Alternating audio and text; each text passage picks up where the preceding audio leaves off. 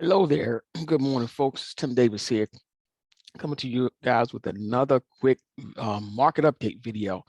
I want to try to do these as much as possible probably throughout this year because I want to keep people alert and aware, you know, of what to pay attention to as we go through this new transition through our economy, and through a lot of uncertainty that is unfolding before our eyes throughout this year. And I want to just keep people mindset open, to the possibilities that we could definitely be in store for much more pain, not only in the in our overall economy, with a lot of geopolitical unrest and a lot of things that are unfolding, but this market is going to suffer the brunt of this. And when the market starts to turn around, what I'm saying, eventually when it starts to really finally turn around and and give us some hope, I want us to be ready, and I want us to be aware as to what things that we can look for signs that the market is, at least the market will probably be the forerunner that lets us know, what I'm saying, when things are starting to turn the corner, because the market will start to rebound only before the overall economy starts to show signs. So with that said, I want to dig into, some tools that I like to use all the time, that I like to constantly monitor, especially in this environment, so we can make a wise, conscious decision as to where we want to put money, if we want to try to even put money to work, or take advantage of some other things that are available to us in order to continue gains within this type of environment. So there's always ways to make money in the market. I tell people, I say, no matter if the market's going up, down, sideways, there's always opportunities in the market. You just got to find those opportunities. So now I'm going to show you guys, first of all, how we know that there's still much more pain ahead. So don't get duped, don't get sucked into these bear trap rallies, to these bear trap rallies within this crazy bear market that we're in. That's what I'm calling it now officially. You see these big wild swings to the upside, and you think that the pain is over. Remember, volatility is extremely high, and it's going to stay high for a while. So whenever we see these big swings up, look at the overall market, look at the longer term charts, and you can determine if that was a rally that's going to be sustainable, and we're going to see multiple days of rallies like that, or is it just going to be a dead cat bounce? So I think yesterday's rally was a dead cat bounce, and I'm going to show you some reasons why I believe that. One of the things that need to be mindful about is that the Fed, which sets currency policy, monetary policy for the U.S., they have is it today or was it next week? I'm sorry, there's a Fed meeting coming up next week. That's also going to be very, very challenging for the Fed in order to dance around what's happening over in Russia and Ukraine, and still the bottleneck of the supply chain issues that we've been having for so long, and rising inflation. This inflation, folks, it's not going to be able to get tamed, especially with a daggone war and a Cold War prospect against a lot of other countries. That's just right before our eyes. So it's going to be really hard for the Fed to be able to try to, thread the needle without causing more pain in our markets. The Fed has a difficult task ahead. We have rising inflation, and we have other things that are causing our economy to have some issues. But the Fed doesn't want to sit on its hands for so long and not tackle this inflation. So they're in a pickle. But they have to start tackling this inflation no matter what happens.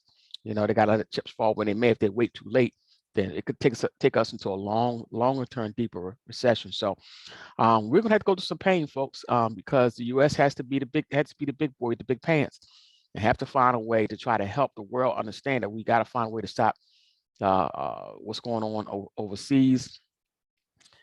So they were going to make some hard decisions, and unfortunately, I'm saying, we as American people, we're going to be, you know, in the middle of it all.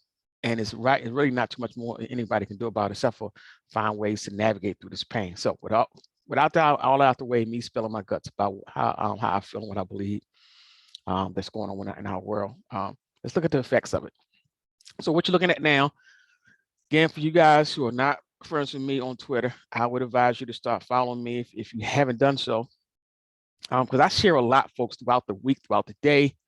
When I find articles that I think are very meaningful, I post it to my Twitter, and also on my Facebook. So I post a lot of stuff on my Facebook, my Twitter, just to keep you guys abreast. If I get some news that I think is worthy, I'll post it. That way you guys can also see what I see. Now at the here's my Twitter page. This is what it looks like. Little changes here if you guys who've been following me for years and you know where I came from, but there's a lot of changes. So you'll see the changes, what my Twitter profile looks like now, and my Twitter handle, so you can find me at the front of my Twitter handle. And I got this from a guy who another guy who I follow, AJ Monty. He has this posted at the front of his Twitter handle as well. And I got this from him, which is the Wall Street Journal, new 52-week highs and lows. And this link takes you right to that particular page where you can track these new 52-week highs and lows on the New York Stock Exchange and the Nasdaq throughout the day and daily. And guys, I like to plug other folks where I think is definitely valuable. And if you have not been paying attention to AJ Monty as well on YouTube, you can do that as well. And I'll try to see if I can show you guys his YouTube channel here in a second here once I go through my spill. All right, so let's take a look at what the end of the trading day looked for this particular tool. So what it does, it tracks the new 52-week highs and lows of the New York Stock Exchange, which is this first tab, and the Nasdaq. So at the very beginning, it shows you the new 52-week highs. So, and it shows you how many were created for that particular time frame, whatever you're looking at. I mean, whenever you looked at the at this particular graph or chart or whatever you want to call it, informational tool. So, market's not open right now. So this was the last reading from yesterday, which was Wednesday. It shows that there were 18 new 52-week highs created for the New York Stock Exchange. That's what we're looking at now. But if you scroll halfway through, you'll also see the new 52-week lows. So I use this as a breadth indicator to tell you what the overall breadth of the market is telling us. Even, you know, if the market is, you know, showing a big decline or big big rally on that day, you still look beneath the surface and you can see what the overall breadth of the market is showing us, you know, taking out all the noise and all the volatility. So this is what we saw yesterday. 18 new 52-week highs created versus, drum roll please, 100 new 52-week lows. So you tell me who's in control, bears or the bulls, even in a big rally like that yesterday. So until these numbers flip, you know what I'm saying, and start showing constantly new 52-week highs outweighing the new 52-week lows, we are still in store for pain. So that's just the New York Stock Exchange. So again, 18 new 52-week highs, but 100 new 52-week lows. That's almost at least, let's see, 10 to 1, almost, I say about 16, 15 to 1. Just about. Then again, no, about 5 to 1. About 5 to 1. It's almost 20. It's about 5 to 1. All right, now let's look at the new. Let's look at the Nasdaq, and we see that for the Nasdaq, there were 46 new 52-week highs created. Drum roll, roll down halfway. Which one outweighs which? Voila, 179 new 52-week lows. So all it tells me is that the bears are still in control and have not gave over the reins completely to the bullshit yet. All right, so now with that out the way, now let's take a look at another tool that I like to take a look at on a regular basis. And this, we're going to start off by looking at a monthly chart of this, folks. So you guys know, you follow me, I like to show you these breadth indicators. And I like to look at history, because right now we definitely need to look at history with what's happening, because a lot of stuff that's happening right now is historic. So I'm definitely paying attention to the longer term charts now, and more than I ever have before, to get a general idea of what we could be in store for by looking at what happened before in the past. So here's a monthly chart of the percentage of S&P 500 companies that are trading above their 200-day simple moving average. All right, so this tool, I've been tracking this, folks, since April of last year of 2021, and I pointed out to folks last year, as the market, as we traded throughout the year last year, and as we entered into this year, what I'm saying, I've been watching it steadily and been trying to prepare people ahead of time for what was to come. What I'm saying, and I hope people took that warning as to what was to come. So what I pointed out here, and I'm gonna try to highlight this, is I pointed out last year, when we hit a level of at a percentage level that we have probably not seen in history. We hit a percentage level last April of 2021, 97%. That's almost 100% of S&P 500 companies trading above their 200-day moving average. That is historic. That is huge. That's a big number. We got that off of the heels of that big bounce back rally from the COVID plunge, when we had that big COVID plunge, which was right around here that I just highlighted. All right, so we hit that level, and that's a monthly chart. And I look back in history and see what happened before when we hit, the highest percentage levels on this particular tool. And every time in history we hit those levels, or even got, that was the highest we got, but we got around above that 90, 95, we have seen some drawbacks. We've seen it here. This one lasted for a couple of years. That was 2013. And then again, over here, where this highlight is right here, that was 2011, 2012. You see what happened there. And then 2009, 2010, seeing a little bit of a pullback, but then the biggie. This is the one I'm really concentrating on, because I'm gonna show you guys how what's happening now seems to almost mirror what happened in 2008, 2009. And then again, like I said here, from 2007 all the way to 2009, the markets were extremely volatile. And that's what we're starting to experience now, extreme volatility in our overall market. I'm gonna point out some crossing points here with the moving averages is what I'm really paying attention to as well. So I added a 50-day and a 20-day moving average on this particular tool, because moving averages also help you see in advance, not only in advance, but it helps you track the overall movement and sentiment of the overall market. And you can use this also on this particular tool. Now, stretching this out, I'm gonna stretch it back. I'm getting closer because I want to show you guys an up close look at what we are about to experience with this tool, as well as we are about to experience within our major indexes. So there is a crossover right now happening on this tool of the 20-day crossing below the 50-day. That's not a positive, folks. That's a big negative. And this is on a monthly chart, folks. So if you see that on a monthly chart, that is a big deal. So that means that we could definitely be in store for a longer term deterioration of the breadth of the market. All right, now let me stretch this back out, and I am going to do a mirror reflection from what's happening now to 2000 and to what happened in 2009, 2008, 2009, to show you guys what I believe. And I'm just going to now these trend lines, folks, you see on here, these dash trend lines, these trend lines that I've drawn over a year ago, because I've been tracking this over a year ago. Now, what I'm about to do is the first time I did this movement over here from 2007 or 2008 to 2009, I pretty much tracked. I pretty much drew a trend line from the beginning of that move all the way down to when we started to find some support for good.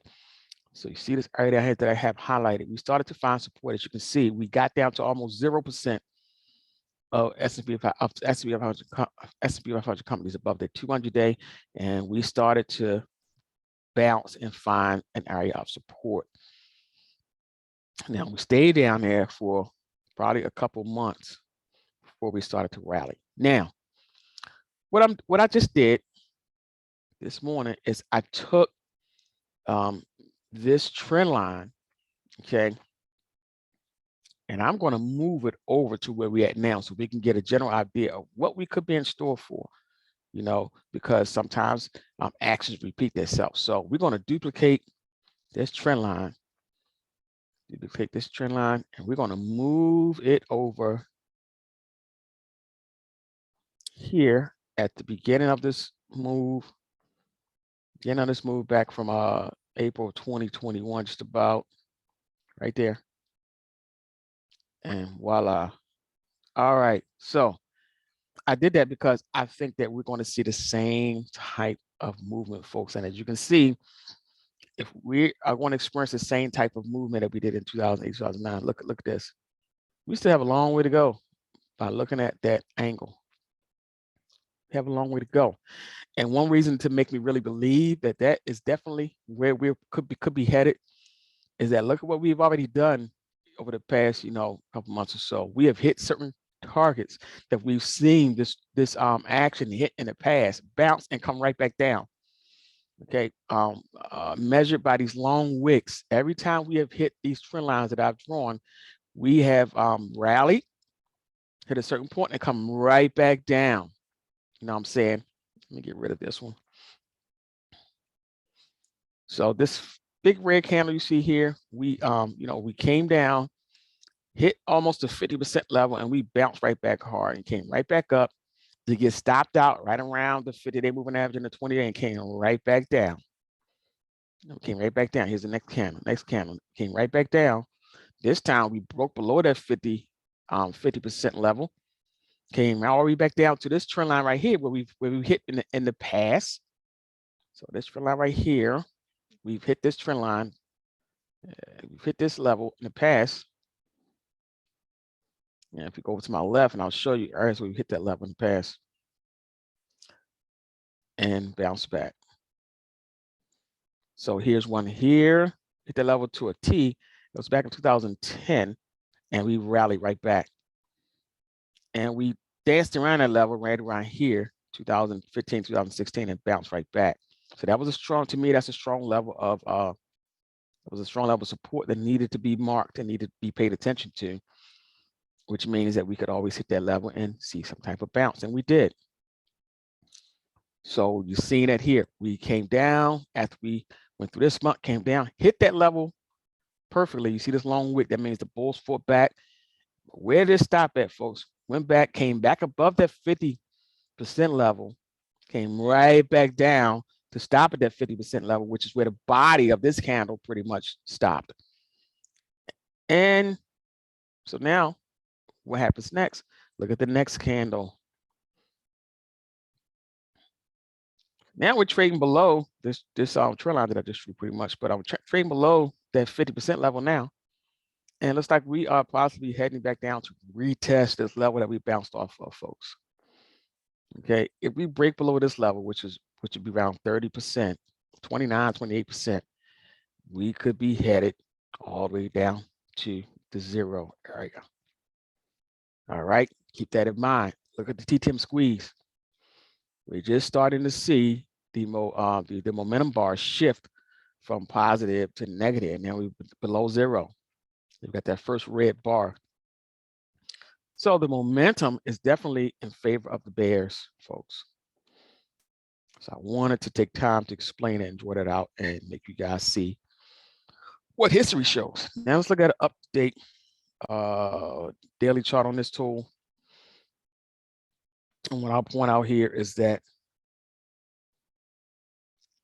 this is my 20-day moving average. This blue one is my 50-day. The 20-day looks to be in control. Look what's happening here.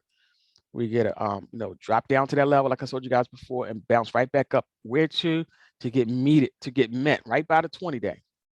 And the 20-day, as you can see here, is acting as a strong area of resistance. We hit that 20-day and come right back down. Where's price action now? Just below that 20-day. So we could be seeing the 20-day come down and meet price, or price go up meet the 20. Percentages go up meet the price. The moving average, or the moving average may come down and meet this percentage. Either way, it's like we're going to stay stuck below the 20-day and then continue to trickle downward. All right, so now that I showed you guys the breadth of the market and what we could probably be in store for, there's some data that comes out today, folks, at 8:30, which is CPI data. Okay, that's going to give us, how inflation is looking. And economists are already forecasting that it could be a big number. So we have to wait and see. And some say it could be historic. So that could put more pressure on the market. So needless to say, we'll see if yesterday's gains get totally wiped out today. That's a possibility. All right. All right, now let's take a look at what's happening right now on our daily chart. We're going to look at our daily, weekly, and monthly chart of the Dow Jones Futures. We're going to look at futures since futures are around. We're going to look at Dow Jones Futures, S&P Futures, Nasdaq Futures, Russell Futures. Then we're going to take a look at gold, oil, silver, and one more Ukrainian, because I saw a big move in Ukrainian. I think that's going to continue, just to give you guys some ideas. All right, so here's the daily chart of Dow Jones Futures. And one thing I would like to point out is the potential death cross that is possibly forming and starting to form in Dow Jones Futures, meaning that the 50-day moving average crosses below the 200-day moving average, which will end up being a death cross. And that normally when you see that, normally that's when a lot of these computers and algos across the globe and that corporations follow, these computers and algos start to kick in, and you start to see the sellers start to accelerate, selling start to accelerate. When we hit certain crossovers of moving averages. Now here, I highlighted where we are about to have the 50-day cross below the 200-day on the Dow Jones Futures on a daily chart. So that is also a negative sign. All right. It's a daily chart of the Dow Jones Futures. Now we're going to switch right to, and also look at the bottom, folks. We are RSI and full stochastics and wins percentage is still, not totally oversold. You know what I'm saying? They're down, hovering around those oversold levels, but they're just bouncing off of them, folks. And I think we could be bouncing off of these oversold levels, folks, for a while. Go down and hit it, maybe even drop a lower the line, then come right back up, just a tad, and come right back down and tag it. We're going to be doing this probably for a minute. So we're going to be in the basement probably for a while. All right, so that is a daily chart. Let's take a look at a weekly chart here. Now, and this is where we could end up seeing a bounce in the future, not sure when, but here's a weekly chart of the Dow Jones Futures, and you'll see that I'm gonna go straight down and take a look at the wins percentage. We are definitely dipping in oversold territory on the weekly chart of wins percentage, so we could be in store for a meaningful bounce. We have to see how that pans out, but that could be this week, next week, could be 3 weeks from now. So we could definitely go deeply oversold. But the full stochastics and the RSI is definitely not oversold yet. So we could be in store for a bigger move down and hit some real deep oversold levels on a weekly chart before we see a sustainable bounce that could give us something to look at. Not going to say it would be the end, but give us something to look at and monitor. More importantly, I want to point out this on the weekly chart. We have the 20-day that is approaching the 50-day moving average, folks. If the 20-day crosses below the 50-day, you're going to definitely, on a weekly chart, you will definitely see a big time acceleration to the downside. All right. Now let's switch and take a look at a monthly chart. All right. And one of a big negative on monthly chart, it looks like, the monthly chart is just, showing us that the longer term trend is definitely down. You see, we had a couple down months in a row. I would not be surprised to see another one, maybe down to this support level right around 30,000.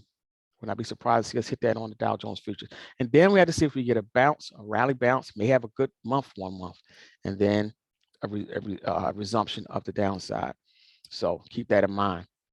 The momentum shift look at the TTM squeeze, you see that that the momentum, longer term momentum, is definitely shifting towards in favor of the bears. Look at the full stochastics. We're just starting to dip on this monthly chart below the overbought territory, and RSI is still heading downward. So my guess is that before this year is out, we'll see the monthly chart RSI hit the oversold level. That is my guess. All right. All right, let's hop right to S&P E-minis. Okay, since we're on the monthly, we'll start with that same look. You see that same look. We are now about to test this 20-day moving average again on the monthly chart. Okay, a break of that, we could definitely see an acceleration down to the downside, big one. So on the S&P E-minis, take a look at the S&P E-minis weekly chart.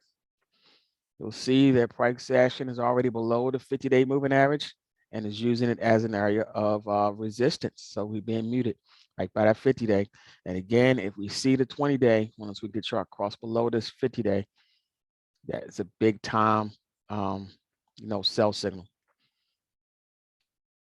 All right, and here is our daily chart. As you can see, we are bouncing around the lows. We are bouncing down here. Had a nice little bounce on yesterday.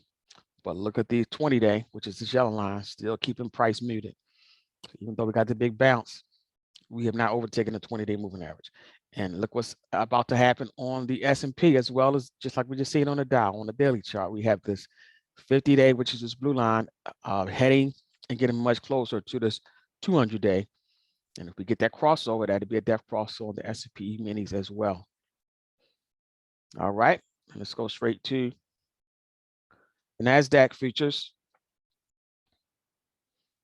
Here's our Nasdaq Features. They have been in the forefront as far as crossovers. So here we got that depth cross on the Nasdaq back at the beginning of March, where the 50-day crossed below the 200-day. And look what happened when we got that crossover. Let me show you guys. That's just what I mean. When we get these crossovers, you see an acceleration to the downside. Got that crossover right around here, and what happened? Look at that. Look at that trend line just drew. It was a big sell signal. The seller stepped in, or the algo stepped in, or the computer stepped in and pushed price down before we got that bounce on yesterday.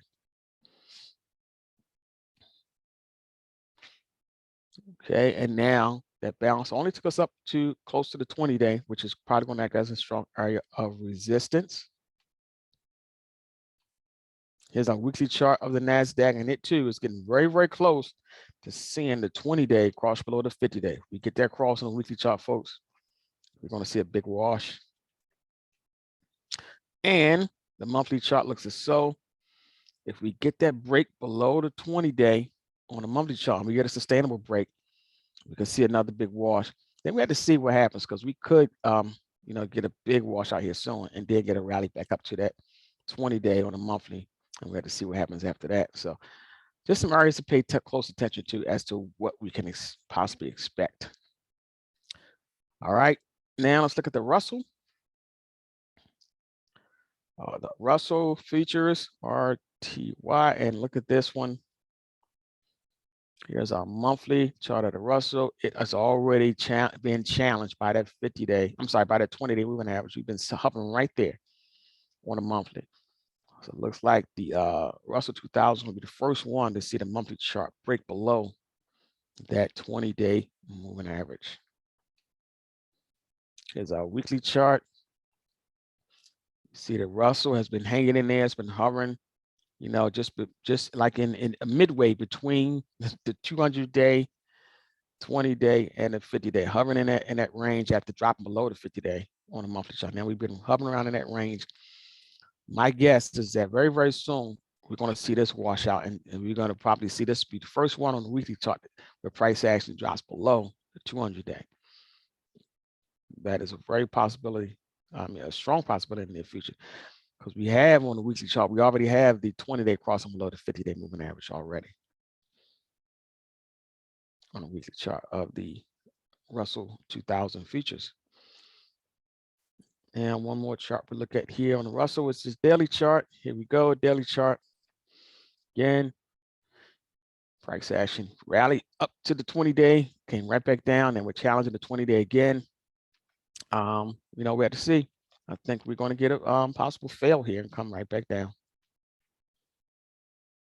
All right, that is a look at our Nasdaq, Dow Jones, S&P, and the Russell Futures. Now let's take a look at crude oil.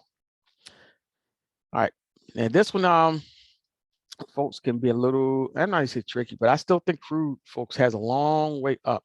So somebody asked me, I think Facebook the other day, where we think we could see a bounce. I drew Fibonacci on here, but I really think that this is going to really, the flow of crude oil, it's not going to follow no rhyme or reason. We could see extreme oversold level, extreme overbought levels in crude, folks. So that's what I'm really expecting. I'm expecting these bounces. After we see these, had a big pullback on yesterday. I think we're gonna find support around here somewhere soon. So here's a daily chart of crude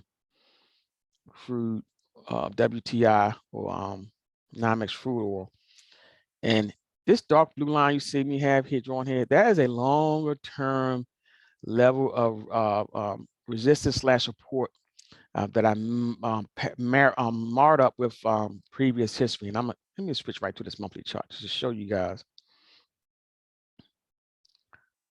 Draw this out.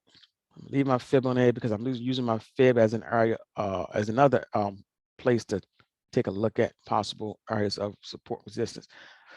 But that top blue line, you can see, just mash it up with some areas that we've hit in the past. So 2011, we hit that level, we pulled back right around here. You can see me put a little drawing on this. You can see it clear. So right around 2011, we hit that level and pulled back, rallied again, almost hit that level here again, and pulled back. This was 2012. Tried to hit that level again right here. 2013, pulled back and attempted it here again. 2014, and we started to really have an acceleration to the downside. So that's a strong area of resistance. Now, I like to point it out because normally if we meet that level again in the future and break above it, former resistance becomes support if we break above it. So that's why I'm saying that this fib level may,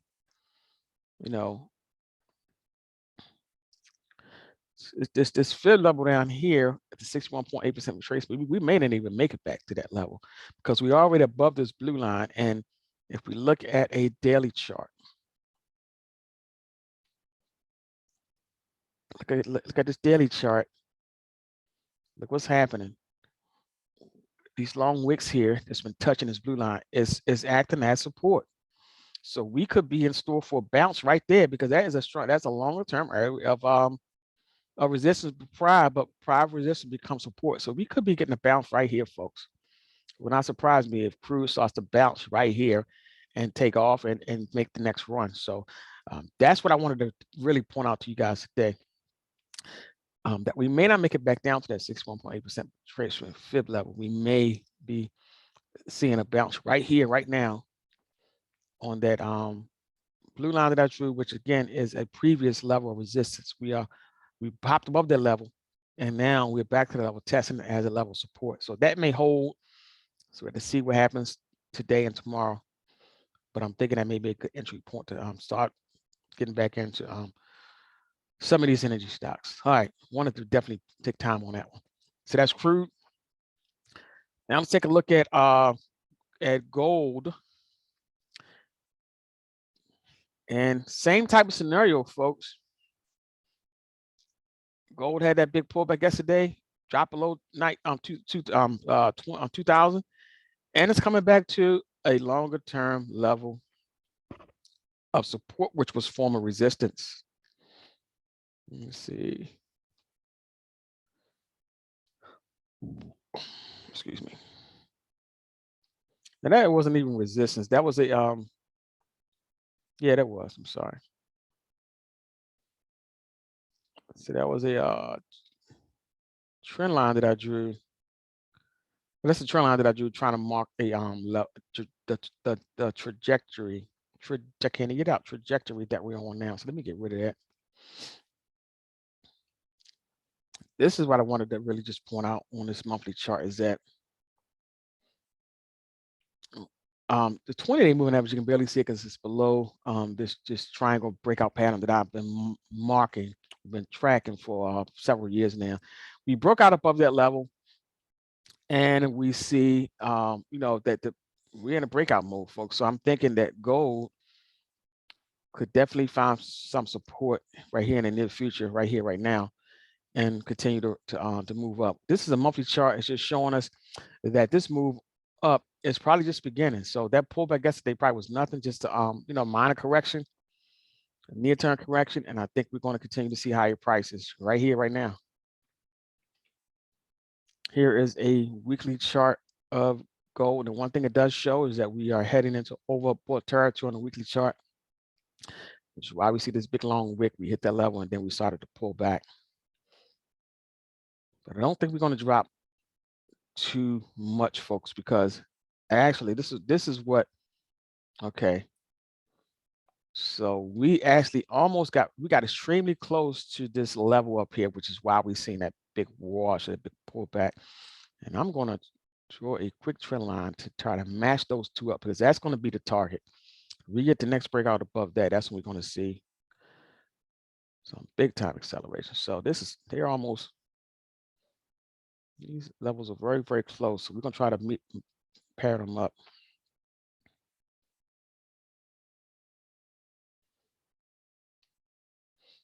All right.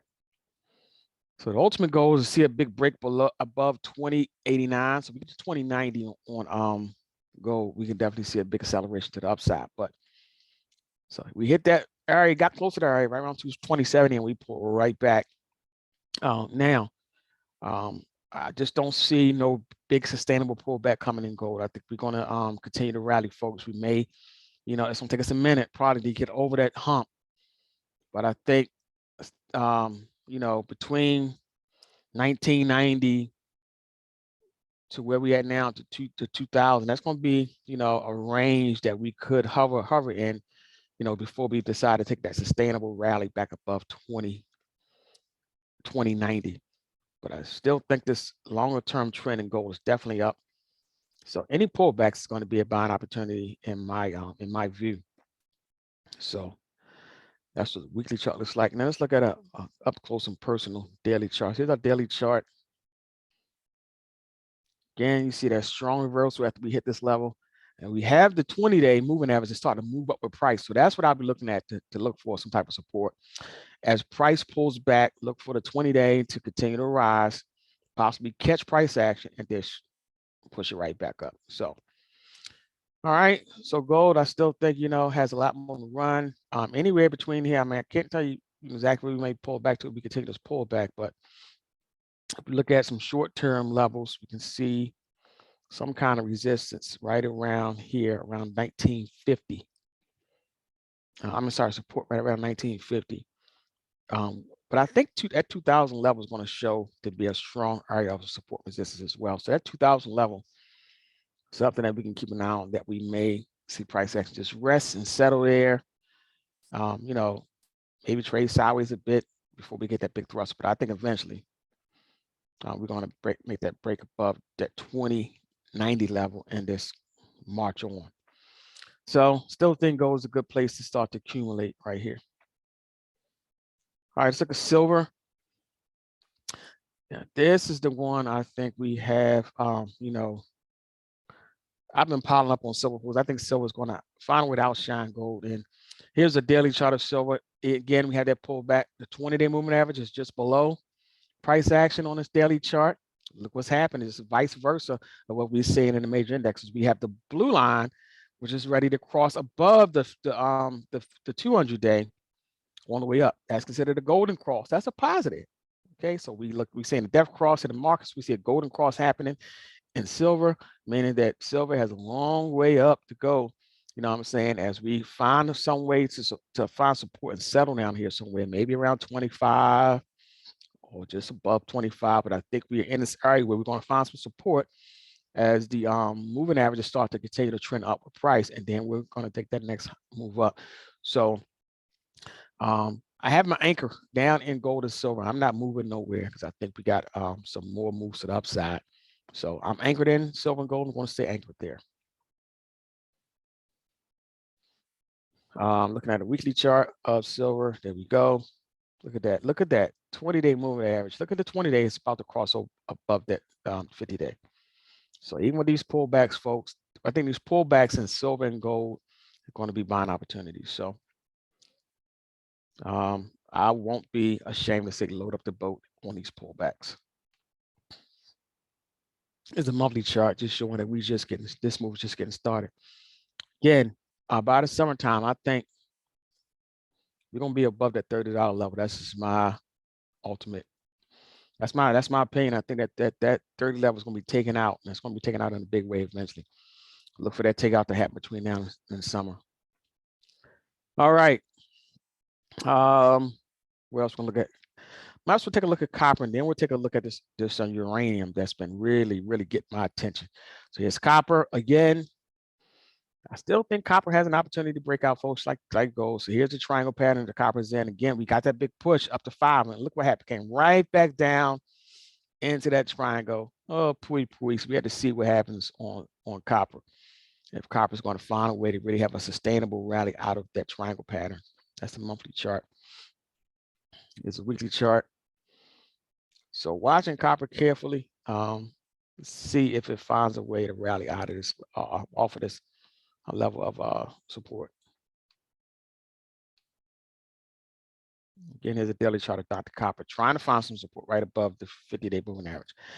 Now, uranium, folks, URA is global uranium ETF. That's another way to track it. Look at this uranium, folks. I just found this. Well, I've been watching uranium for a while, but it really made me pay attention yesterday when I saw some big moves on the daily chart. Then I looked at the longer term chart. I was like, wait, this thing has a perfect setup. So here is daily chart of uranium, URA. We got the golden cross. Got the golden cross well back here. Man, I missed this one. So which means the 20-day, 50-day crossing above the 50-day crossing above the 200-day, which happened back in February sometime. Price action came back down, tested the 50-day and the 20-day. I'm sorry, tested 50-day and 200-day, and look what happened. Got a bounce right there. Look at that big bounce right there. Got that big pullback. That was a huge entry point and bounce. Man, and I missed this one. So, but I think the longer term, it looks very promising. Here's a weekly chart. Look at this. Look at this weekly chart. We have price action covering just above the 20-day, and the moving average is starting to curl up, folks, on a weekly chart. That is a big positive. Here is a monthly chart. Look at that. Look at that pullback, folks, from November of last year up until around January of this year. 1, 2, 3 months in a row. And we're starting to, and right down to the 20-day, and look what's happening. Price bouncing nicely off of that 20-day on a monthly chart, ready to resume the uptrend. I mean, we go as far as looking at a quarterly chart, see what that looks like. Look at that quarterly chart. Man, this thing is uranium, I think, is ready for a big bounce. So with that said, one way that you can play it is UEC, which is Uranium Energy Corp. And I saw a lot of call option activity building up in this one yesterday. So that's what drew my attention. I saw some unusual option activity in this one. Started looking at the charts and said, wow, this is a perfect setup. Here's a monthly chart of UEC. Look at this. Monthly chart of UEC looks like it's been settling. It's been pretty much hovering, or should I say, it's been building up a base since October of last year.